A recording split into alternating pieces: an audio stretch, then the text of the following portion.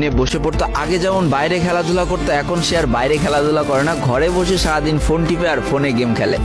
এদিকে তার বাবা মা যখন ফ্রি ফায়ার গেম খেলা দেখতো তখন প্রচন্ড পরিমাণ রেগে যেত, এমনকি মারধর পর্যন্ত করতো যে তুই এই গেম খেলা বাদ দিয়ে দে। তবে তাদের ছোট ছেলে যতই বাবা মার বাধ্য সন্তান হোক না কেন, ফ্রি ফায়ার গেমটা ছাড়তে সে একেবারে নারাজ। প্রথম দিকে পড়াশোনার ফাঁকে ফাঁকে গেম খেললো, যখন তার বাবা মা তাকে বকা শুরু করে তখন সে রাতের অন্ধকারে গেম খেলা শুরু করে।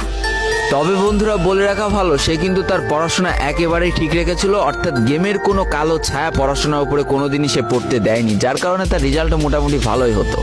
এতদিন পর্যন্ত পরিবারের সবকিছু ঠিকঠাকই ছিল, এবার আস্তে আস্তে পরিবারটা একটু একটু করে ভাঙতে শুরু করবে। পরিবারের সকলের সম্মতিতে পরিবারের বড় ছেলের সাথে পাশের গ্রামের একটা মেয়ের বিবাহ সম্পন্ন করা হয়। আর যেন বিবাহের কয়েক মাস যেতে না যেতে বড় ভাইয়ের পরিবর্তন লক্ষ্য করতে শুরু করা যায়।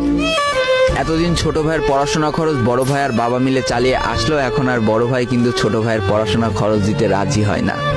তবে তাতেও খুব একটা ফারাক পড়ে না, কারণ তাদের বাবা এখনো শক্তভাবে তাদের পরিবারটাকে ধরে রেখেছে, অর্থাৎ বাবা কিন্তু কৃষিকাজ করে তাদের পরিবারটা খুব সুন্দরভাবে চালিয়ে নিচ্ছিল।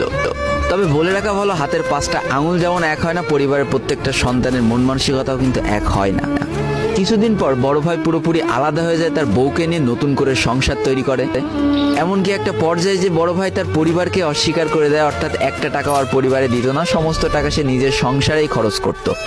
4 জনের পরিবারটা ভেঙে যায় এখন 3 জনের পরিবার হয়ে গেল, বাবা মা আর তাদের ছোট সন্তান। এখন পুরো পরিবারের দায়িত্বটা বাবার উপরে পড়ায়, দিনরাত 24টা ঘন্টা হাড় ভাঙা খাটুনি করা শুরু করে দেয় তাদের বৃদ্ধ বাবা।